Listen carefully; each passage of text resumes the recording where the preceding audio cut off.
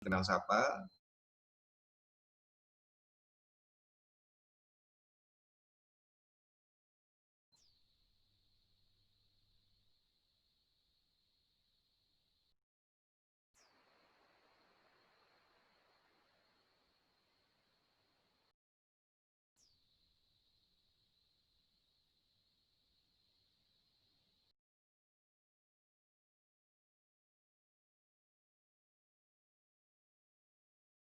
Atas nama pribadi, karena apa, para sahabat kreatif di sini juga pasti ada yang mungkin kerja, mungkin ada yang apa namanya, ada yang membuat suatu usaha. Nah, disinilah pentingnya esensi logo sebagai strategi branding. Nah, di sini saya akan menjelaskan sedikit. Jadi membuat logo brand, membuat logo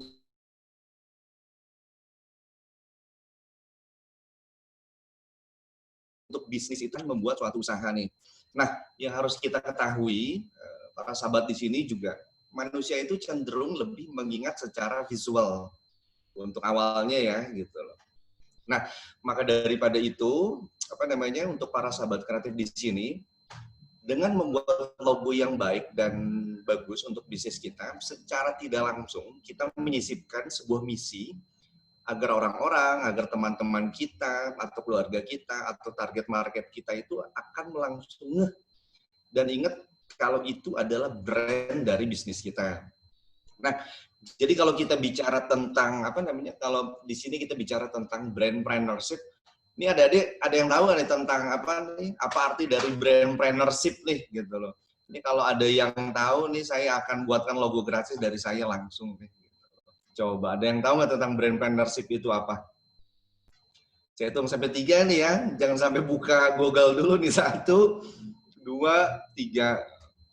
Nah, jadi di sini apa namanya, kalau misalnya kita bicara brand, jadi intinya kita sebagai apa namanya, kita sebagai pelaku usaha, sebagai entrepreneur juga harus dan wajib tahu apa sih sebenarnya apa tentang brand itu, dari makna logo sendiri, brand itu seperti apa, branding itu seperti apa. Itu sih sebenarnya apa gambaran apa namanya, gambaran dasar tentang brandpreneurship. Jadi saat ini kita kadang sering rancu nih memahami perbedaan antara logo, brand, dan branding. Jadi apa namanya, terkadang ketiga-tiganya seolah sama, padahal sebenarnya berbeda. Jadi agar para sahabat kreatif di sini mudah membedakannya. Jadi di sini saya akan menganalogikan terhadap diri kita nih. Jadi antara perbedaan logo, brand, dan branding, saya coba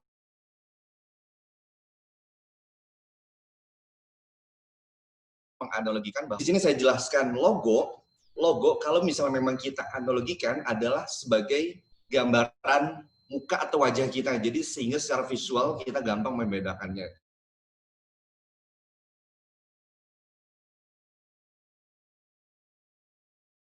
Logo dianalogikan kalau ke diri kita adalah muka kita nih, tampang kita nih, wajah kita. Nah, kalau misalnya apa kita analogikan, brand itu adalah nama, seperti saya nih, Iwan, Mbak Dita, atau Mbak Bianca gitu loh. Sehingga memudahkan penyebutan dan sekaligus ada nilai dan arti yang menjadikan nama kita berbeda dan khas dibanding orang lain.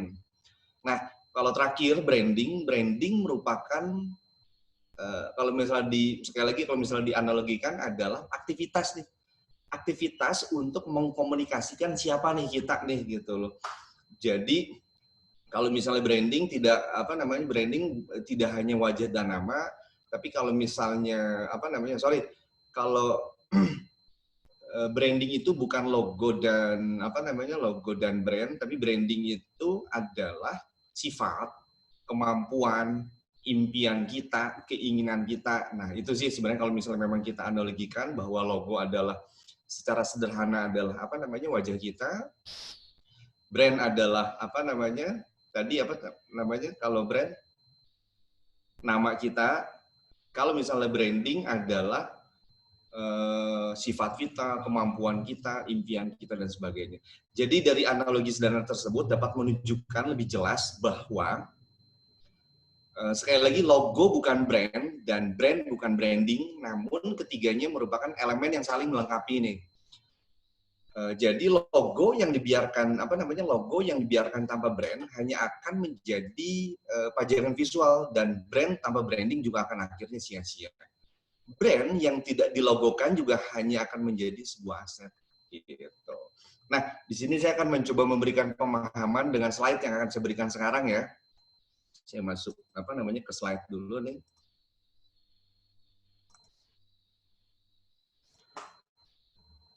Nah, di sini tadi udah Mbak Dita sampaikan, jadi saya di sini membicarakan esensi logo sebagai strategi branding. Tapi di sini saya akan lebih menitik beratkan sebenarnya apa sih kekuatan logo itu untuk satu bisnis atau usaha yang memang para sahabat kreatif lakukan di sini. Nah, di sini logo secara secara komplitnya di sini adalah tanda, lambang, ataupun simbol yang mengandung makna dan digunakan sebagai identitas sebuah organisasi, perusahaan, atau individu agar mudah diingat oleh orang lain. Jadi di sini juga logo juga dapat memberi gambaran, ciri, ataupun identitas perusahaan dan pemiliknya. Nah, di sini juga ada beberapa tipe logo, yaitu logotype, logogram, dan satu lagi yang menggabungkan antara logotype dan logogram. Jadi kalau misal logotype, logo yang memakai word map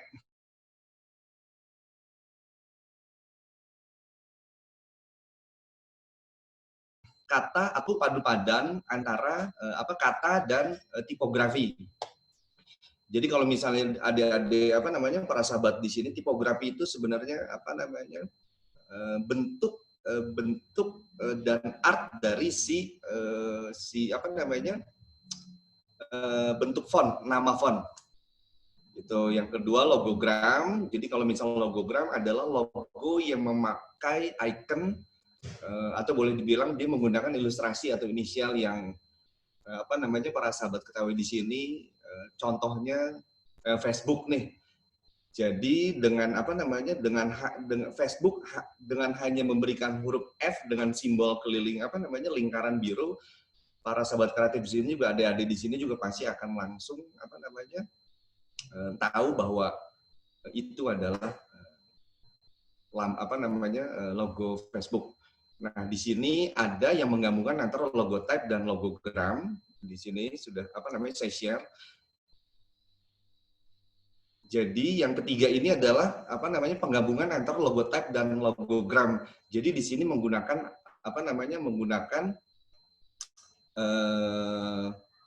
tipografi dan juga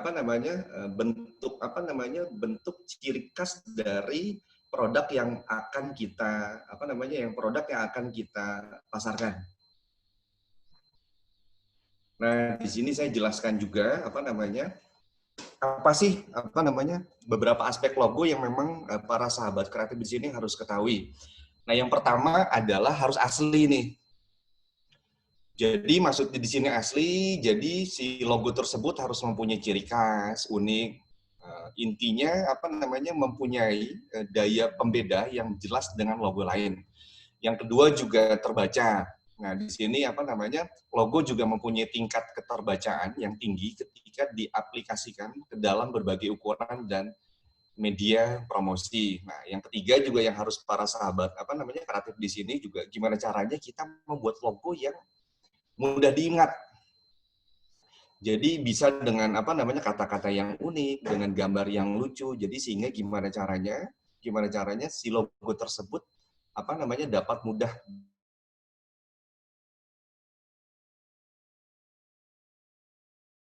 diingat. Jangan asal membuat logo, jadi logo tersebut juga harus menyesuaikan dengan media yang digunakan.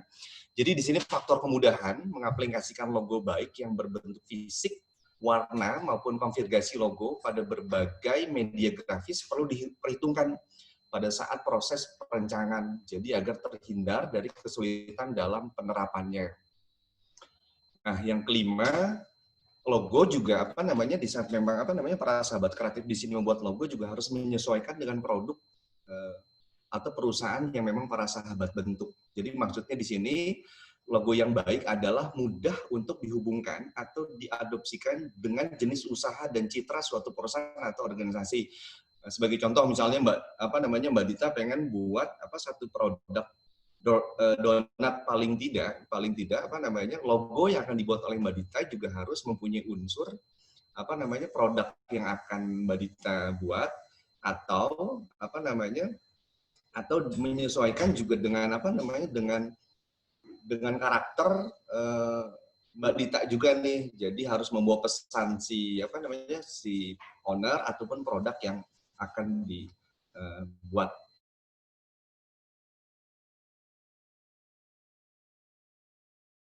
Sederhana. Jadi jangan terlalu yang rumit, dapat mudah dimengerti dan ditangkap dalam waktu yang relatif singkat oleh target market kita gitu.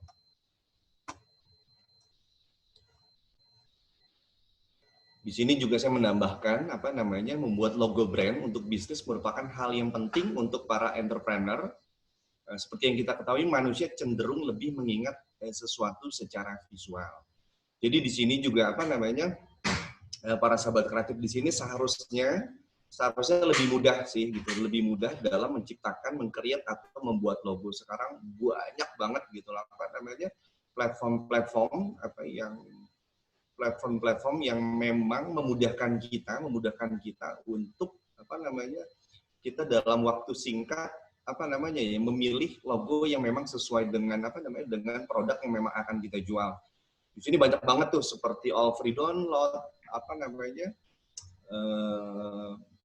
free pick, Shutterstock dan lain-lain gitu. Tapi satu sisi gitu loh, kita juga dalam membuat satu logo juga harus mempunyai ciri sesuai memang gambaran diri kita dan produk yang memang kita akan buat. Jadi kelemahannya kalau misalnya memang kita beli dari platform digital itu secara nggak langsung tidak bisa mencerminkan bahwa logo itu menjadi menjadi ciri karakter kita dan produk yang akan kita pasarkan. Nah, di sini juga saya menjelaskan sebenarnya tahapan pembuatan logo itu seperti apa sih gitu loh. Nah, sebelum sebelum para sahabat kreatif mungkin setelah para sahabat kreatif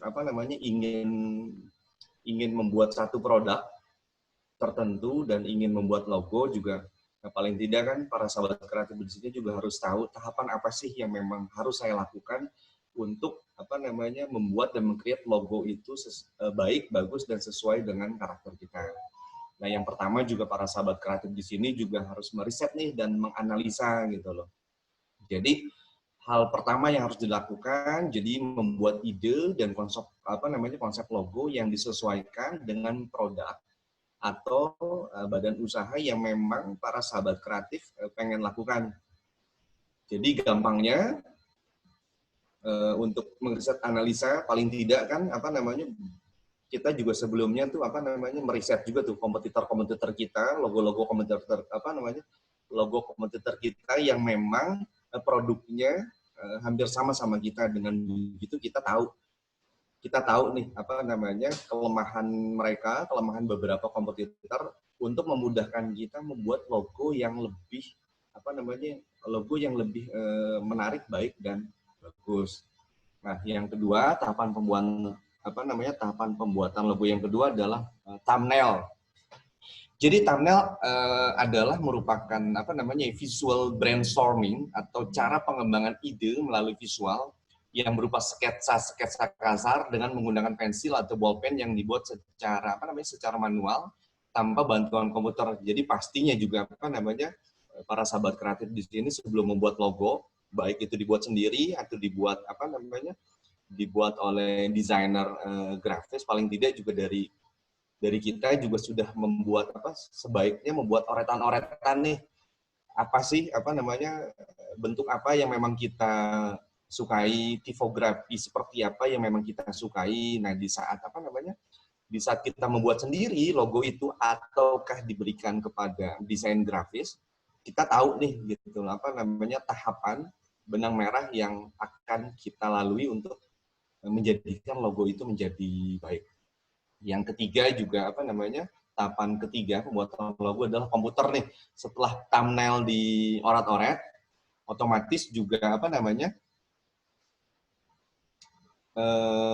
harus juga nih diaplikasikan ke apa namanya, ke komputer.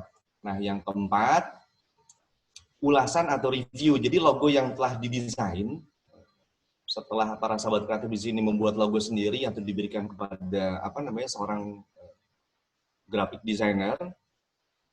Jadi sebaiknya ditinjau terlebih dahulu oleh ini nih, oleh teman-teman kita, oleh saudara-saudara kita gitu. Jadi itu dapat membantu atau mengoreksi kesalahan atau kekurangan logo tersebut. Jadi kita juga harus melakukan apa namanya, melakukan kuesioner kecil lah. Apakah logo kita ini gitu apa namanya, baik dilihat oleh teman-teman kita, saudara kita gitu, atau apa namanya, teman-teman di lingkungan kampus kita. Setelah apa namanya, setelah mendapat respon ya mudah-mudahan baik, berarti logo kita itu ya paling tidak apa namanya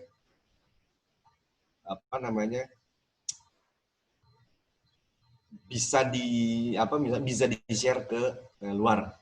Nah, yang kelima, jadi kadang juga apa namanya, banyak nih teman-teman apa namanya, para sahabat kreatif di sini yang kadang lupa nih gitu loh, apa namanya, bahwa apa namanya ya, bahwa logo itu akan penting untuk saat ini dan kedepannya gitu loh. Nah, jangan lupa nih yang kelima adalah pendaftaran merek. Jadi setelah logo yang para sahabat kreatif buat, setelah selesai, maka logo tersebut harus didaftarkan ke Direktorat Jenderal Hak Kekayaan Intelektual dan Departemen Hukum dan HAM untuk melindungi karya para sahabat kreatif di sini supaya tidak disalahgunakan oleh pihak lain. Jadi apa, seperti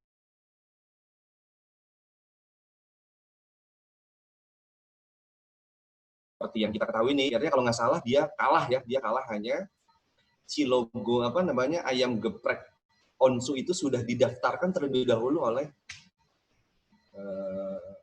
oleh produk apa, oleh produk yang sama gitu loh, tapi dengan apa namanya, dengan owner yang berbeda. Kalau nggak salah kalah, kalau nggak salah ya gitu. Nah, di sini makanya juga apa namanya, ada apa di sini para sahabat kreatif di sini juga jangan lupa untuk mendaftarkan apa namanya, merek tersebut ke instansi terkait gitu. Itu kalau nggak salah kemarin tuh saya sekitar berapa ya? Kalau nggak salah itu di bawah 2 juta ya. Apalagi sekarang juga apa namanya, kita juga lebih mudah mendaftarkan secara online ke instansi terkait. Nah, di sini tahapan pembuatan logo selanjutnya adalah sistem identitas. Jadi logo yang dibuat harus diuraikan semua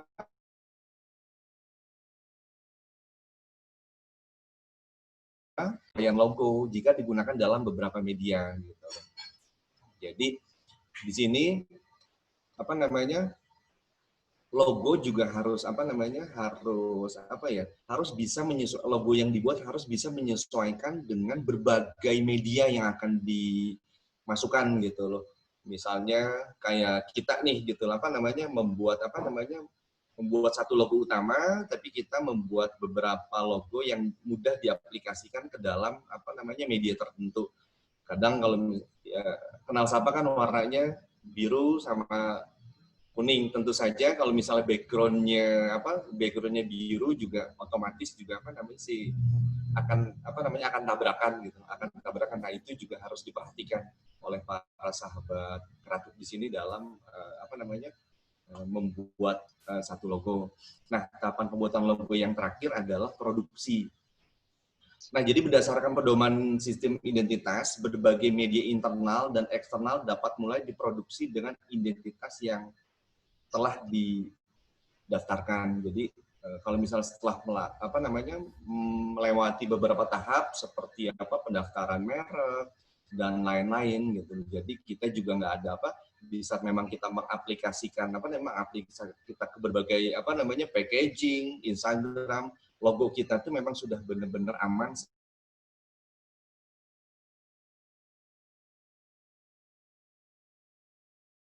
secara. Nah, di sini Saya sempat sempat baca-baca di Google, jadi hasil riset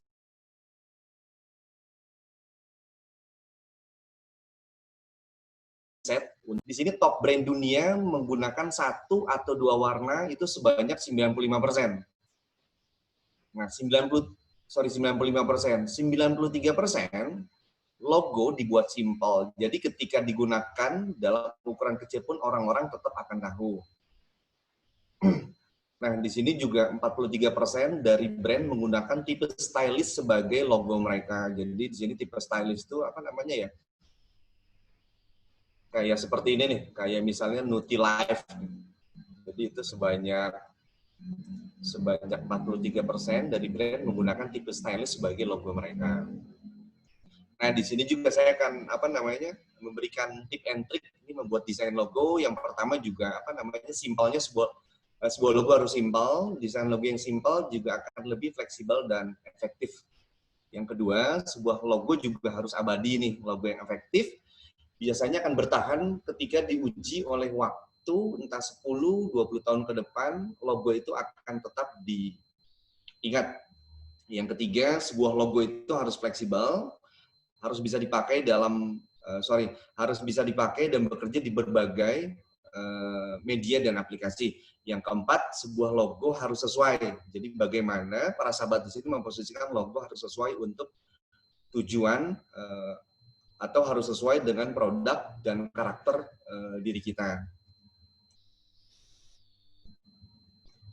Nah, di sini juga ada beberapa kesalahan mendesain logo. Pertama juga hindari untuk menggunakan clip art yang memang tidak menarik. Yang kedua, jangan membuat logo Anda terlalu sulit karena juga orang pun akan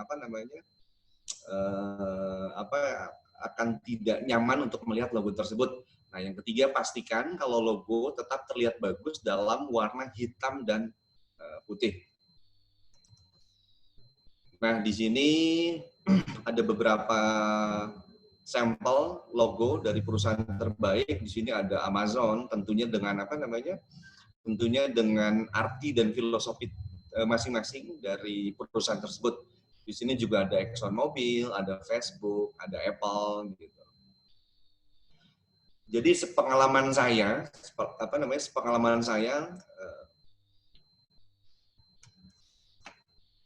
di sini saya mau nanya nih, Mbak Dita sama semuanya nih. Kira-kira nih menurut Mbak Dita nih ya, kira-kira logo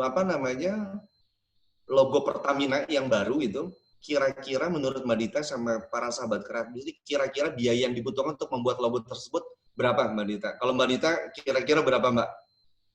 Kira-kira aja. Membuat logo perusahaan besar sih akan membutuhkan biaya yang besar juga ya. Kayak mungkin bisa habis puluhan juta, bahkan ratusan juta untuk membuat sebuah logo yang kelihatannya simpel, tapi susah untuk kita pikirkan sih, Pak. Kira-kira menurut Mbak Dita,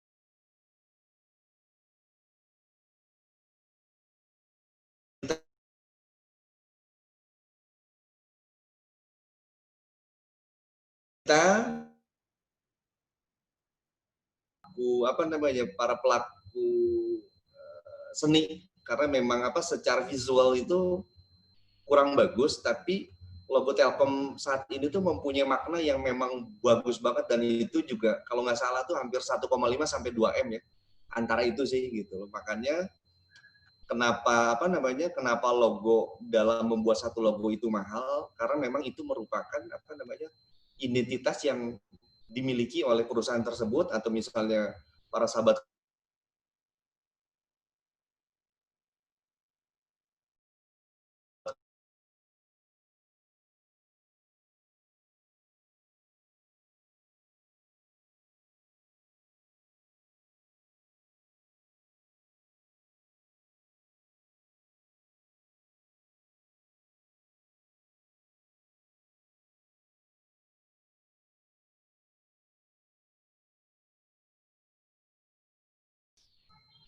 Nah, di sini juga saya iniin sampel logo perusahaan terbaik di Indonesia.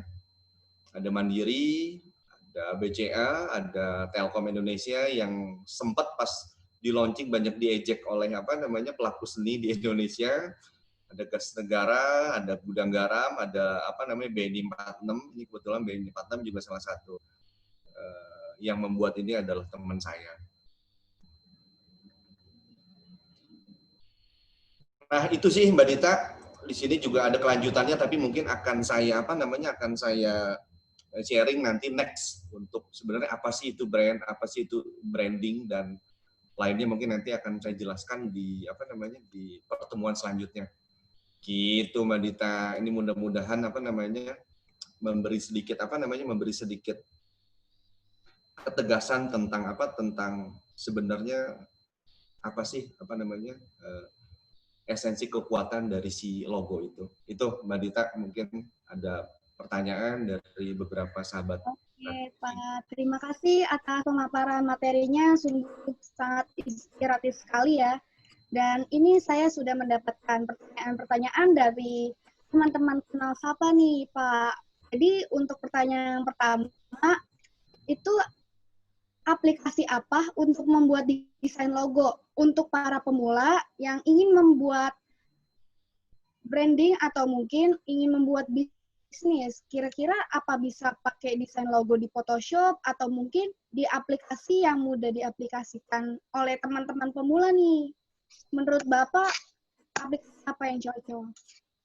Sebenarnya sih gini ya Mbak Dita ya, gitu. Sekarang kan banyak tuh yang memudahkan aplikasi platform digital yang memudahkan memudahkan kita gitu loh, para pemula untuk membuat membuat logo yang baik. Kayak misalnya di sini juga ada banyak sekarang ya puluhan atau ratusan gitu yang membantu kita gitu platform digital dalam membuat logo dengan cepat, instan, dan bagus. Tapi lagi-lagi juga di situ banyak minus plusnya nih Mbak Dita gitu. Kayak misalnya Kanya, terus ada ada brand crowd, terus ada logo maker, ada logo maker plus, ada foto editor solution. Itu banyak banget kalau misalnya memang kita nyari di nyari di Google. Kalau misalnya Mbak Dita buka tuh aplikasi pembuatan logo itu banyak banget gitu loh. Tapi itu sebenarnya banyak minusnya gitu. Alangkah lebih baiknya kita kalau misalnya memang kita mempunyai basic desain, sedikit desain, dan mengerti tentang aplikasi, salah satunya seperti Photoshop, seperti Adobe Illustrator gitu. Itu kalau misalnya memang kita bisa mendesain, itu boleh kita coba-coba gitu. Tapi kalau misalnya pengen membuat satu logo yang memang benar-benar baik dan bagus, lebih baik kita bekerja sama dengan desainer grafis Mbak Dita gitu loh. Jadi kalau misalnya memang kita dibantu oleh desainer grafis, karena satu sisi juga mereka juga memang belajar tentang itu gitu, dan bisa memberikan masukan yang bagus untuk membuat logo yang baik itu seperti apa sih. Itu sih Mbak Dita. Oke Pak, untuk pertanyaan selanjutnya, kalau teman-teman ingin nanya boleh chat saya di Zoom. Dan untuk pertanyaan kedua nih Pak, jadi untuk ukuran sebuah normalnya logo itu ada tipsnya nggak sih Pak untuk branding makanan atau mungkin branding pakaian, itu ada warna-warna tertentu nggak untuk bisa dipakai atau mungkin bisa langsung dikenal oleh orang? Boleh dikasih. Nah, ini menarik juga sih Mbak Dita gitu loh. Pertama juga dalam kita mengkreat satu logo, pertama yang harus kita lakukan dalam satu logo tersebut harus mencerminkan kita sebagai owner. Kedua, harus mencitrakan punya hubungan yang erat dengan produk yang akan kita jual. Nah, kadang juga personal diri kita juga kadang kan mempunyai ini. Jadi nggak bisa juga warna yang menarik ini warna yang paling menarik untuk satu logo, itu enggak juga sih Mbak Dita gitu. Paling tidak dalam satu logo itu mungkin ada pesan ada karakter warna yang memang kita suka gitu loh, yang apa namanya yang akan dimasukkan ke logo tersebut gitu loh. Jadi tidak harus tidak harus wah warna ini tuh lebih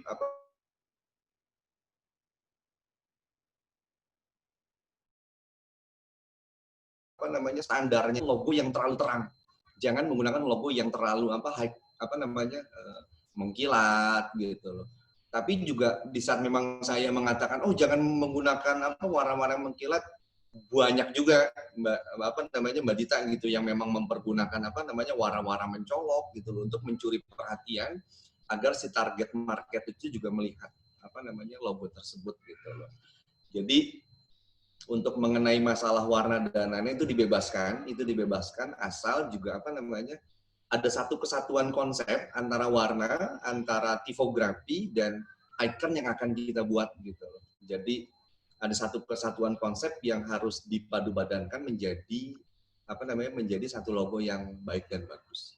Itu sih Mbak Dita. Oke Pak. Nah selanjutnya nggak selalu semua warna boleh dipakai, tapi gimana caranya pinter-pinternya desainer grafis gitu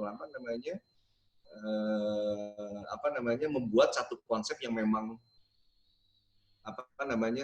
standar enak dilihat oleh di target audiens kita. Itu sih Mbak Dita. Oke Pak, baik. Untuk pertanyaan selanjutnya, ini ada dari teman kenal Sapa juga nih, buat menanyakan, untuk pernyataan Bapak selanjutnya kan membahas soal patennya sebuah logo ya, kayak Bensu yang tiba-tiba sudah ada yang mengklaim duluan. Nah, itu cara untuk kita mematenkan sebuah logo gimana ya Pak? Nah gini Mbak Dita, misal Mbak Dita pengen buat nih, ayam angry chicken. Nah, sebelum Mbak Dita menentukan satu tema, satu nama, Mbak Dita juga harus cari informasi nih. Jadi klik aja misalnya angry chicken, ayam goreng apa misalnya ya. Mbak Dita cari dulu webnya apakah sudah ada, nama tersebut apakah sudah ada gitu. Kalau misalnya memang belum ada gitu, kita juga bisa ngecek nih Mbak Dita gitu. Kita bisa ngecek ke instansi terkait, ke Haki tentunya gitu untuk menanyakan apakah si nama tersebut sudah ada atau tidak. Jadi kalau misalnya memang belum ada, itu memudahkan kita untuk memproses logo itu menjadi satu logo dan kita kita daftarkan Mbak Dita gitu. Jadi sebelumnya kita harus riset dulu nih apakah nama yang akan kita buat, logo yang akan kita buat, kita harus riset dulu apakah nama itu sudah ada atau tidak. Nah, yang ditakutkan kita sudah membuat satu nama, udah membuat satu logo yang bagus gitu loh, tiba-tiba ada yang memiliki nama tersebut. Nah, itu harus hati-hati juga sih, Mbak Dita. Kita riset bisa di Google, bisa di web gitu untuk lebih untuk lebih yakin apakah nama itu sudah ada atau tidak. Jadi kita langsung menanyakan di online Haki. Itu Mbak Dita. Oke Pak, sebelum penutup, ini ada pertanyaan terakhir nih dari Kenal Sapa, teman-teman. Nah, untuk cara mengekspor logo untuk keperluan digital atau untuk dicetak, caranya itu gimana ya Pak? Atau mungkin ada tips and trick dari Bapak sendiri? Ekspor gimana nih Mbak Dita nih? Ekspornya itu dalam hal kontes desain atau mungkin dalam berbisnis atau gimana ya Pak? Gimana, bisa diulangin bisa nggak Mbak Dita? Baik Pak, untuk cara mengekspor logo itu konteksnya dalam mengeprint atau mungkin dalam mendesain produk itu gimana ya caranya ya? Dari sahabat kita sudah bertanya tentang logo ini, print atau mencet. Ini kalau misalnya saya ini, saya coba jelasin coba selain meskipun saya sedikit kurang lengkap pertanyaannya gitu loh. Nah, untuk ekspor di di berbagai media gitu loh, kayak misalnya kita juga ini, Mbak Dita, nggak bisa sembarang nggak bisa sembarang mendesain. Oh, di Photoshop terus gitu. Nah, ini ada beberapa perbedaan nih, aplikasi desain antara si Photoshop, ada CorelDRAW, ada ada ada Adobe Illustrator gitu loh. Nah, di sini juga kalau misalnya hal dasar yang bisa saya kasih gitu loh. Photoshop itu kebanyakan digunakan untuk untuk kebutuhan foto. Jadi output yang dikeluarkan oleh Photoshop sebenarnya itu tuh berbeda dengan Adobe Illustrator. Jadi sebagai perbedaan gini. Jadi kalau misalnya Photoshop semakin besar yang dihasilkan gambar yang dihasilkan oleh Photoshop itu pasti akan pecah itu dalam resolusi tertentu. Kalau misalnya AI atau CorelDRAW mau dibesarin sebesar apapun, misalnya 1000 kali 1000 meter, itu tidak akan pecah gitu loh. Terus juga kalau misalnya output yang misalnya Mbak Dita ngeprint untuk kebutuhan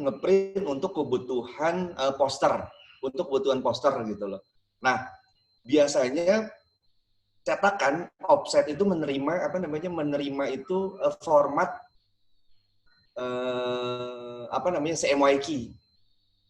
CMYK di sini para sahabat kreatif ada yang mengerti tentang perbedaan antara si RGB dan CMYK. Mbak Dita tahu nggak, Mbak?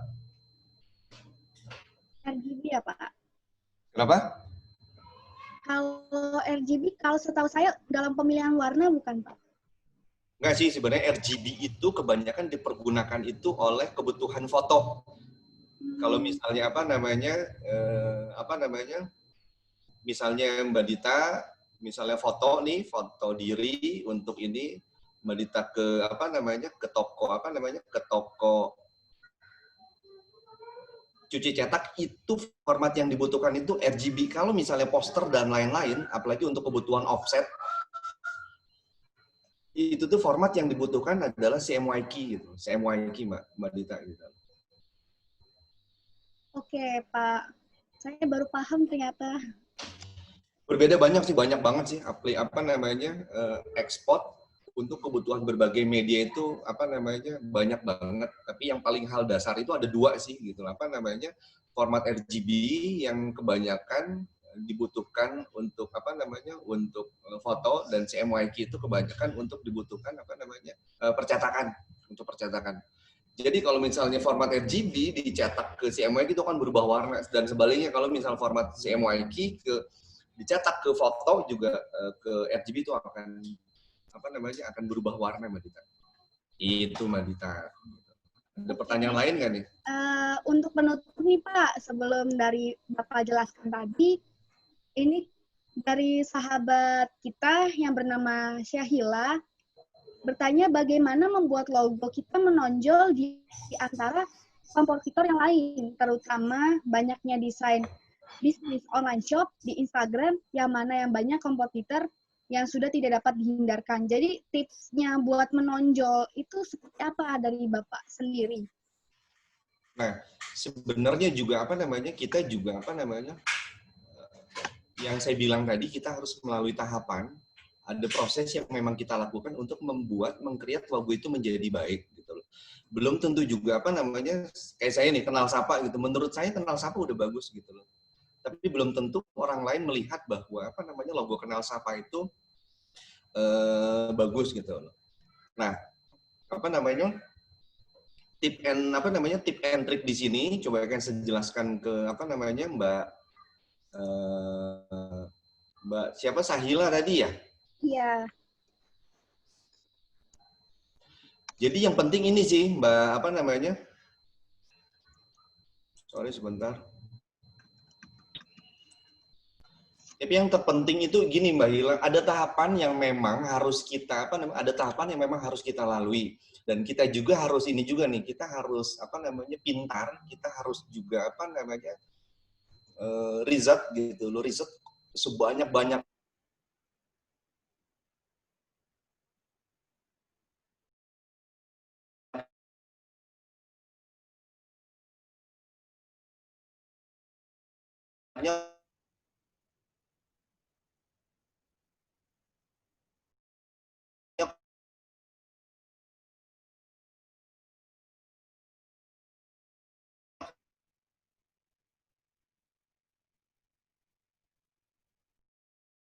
harus asli, mudah terbaca, mudah diingat, harus bisa menyesuaikan apa namanya dengan media yang digunakan. Tentunya juga harus sesuai dengan apa namanya dengan karakter diri kita nih, dengan produk yang memang kita jual dan sederhana. Dan selebihnya juga harus kalau misalnya kita pengen mempunyai apa namanya tampilan logo yang baik dan bagus, kita harus apa namanya paling tidak bekerja sama dengan desainer grafis Mbak Dita gitu. Jadi di saat memang kita apa namanya sudah mempunyai benang merah untuk apa namanya untuk logo yang akan kita buat, desainer grafis itu akan membantu dan mengembangkan menjadi logo kita menjadi baik Mbak Dita. Itu sih kalau misalnya dari saya Mbak Dita. Oke Pak, terima kasih sudah menjawab pertanyaan dari teman-teman Kenal Sapa dan terima kasih atas materinya nih Pak. Sama-sama nih Mbak Dita ya, Mas semua nih ada di sini ada Leora, ada Mbak Dita, ada Kalistia, ada Mbak Bianca juga ikut nih, apa namanya Ika, Indira. Terima kasih teman-teman yang sudah mendengarkan materi ataupun ilmu dari Bapak Iwan ini. Jadi kita mau langsung tutup aja nih Pak, gimana? Boleh, nggak apa-apa Mbak Dita gitu loh. Di sini juga saya kan memberikan ini nih, memberikan 5 logo gratis untuk para sahabat kreatif di sini yang ingin apa namanya ingin membuat satu usaha, langsung dibuat sama saya Mbak Dita. Nanti tolong sampaikan aja nanti Mbak Bianca apa term of condition-nya nanti akan dijelaskan ke Mbak Dita. Nanti akan saya bantu buatin Mbak Dita. Oke Pak. Jadi syarat-syaratnya gimana nih Pak biar bisa buat logo buat Bapak? Gak apa-apa. Misalnya di sini kan ada beberapa orang yang ikut. Misalnya ada beberapa teman di sini, ada beberapa sahabat kreatif di sini yang akan memulai satu usaha gitu loh. Coba aja nanti apa namanya kontak ke Mbak Bianca, nanti kita akan memberikan apa. Saya secara pribadi akan membuatkan logo tersebut Mbak Dita gitu. Oke Pak, terima kasih banyak. Nah, sama-sama ya Mbak Dita ya. Oke Pak, terima kasih. Nah teman-teman, sudahi ya acara kita ini. Semoga ilmu dari Pak Iwan ini membantu kalian semua dalam membangun bisnis ataupun menjadi inspiratif untuk Indonesia yang bagus dan maju untuk kedepannya. Amin, Mbak Dita. Oke Pak. Nah, untuk teman-teman bisa follow Kenal Sapa untuk acara selanjutnya atau mungkin bisa langsung kontak teman-teman yang ada di sini biar kita bisa saling mengenal dan logo yang kita buat juga semakin bisa membedakan dari pihak yang lainnya. Jadi udah ada tips and trick dari Pak Iwan dari yang pemaparan materi tadi nih. Untuk selanjutnya kita langsung tutup aja ya Pak. Baik. Terima kasih ya semuanya ya. Mudah-mudahan juga kolaborasi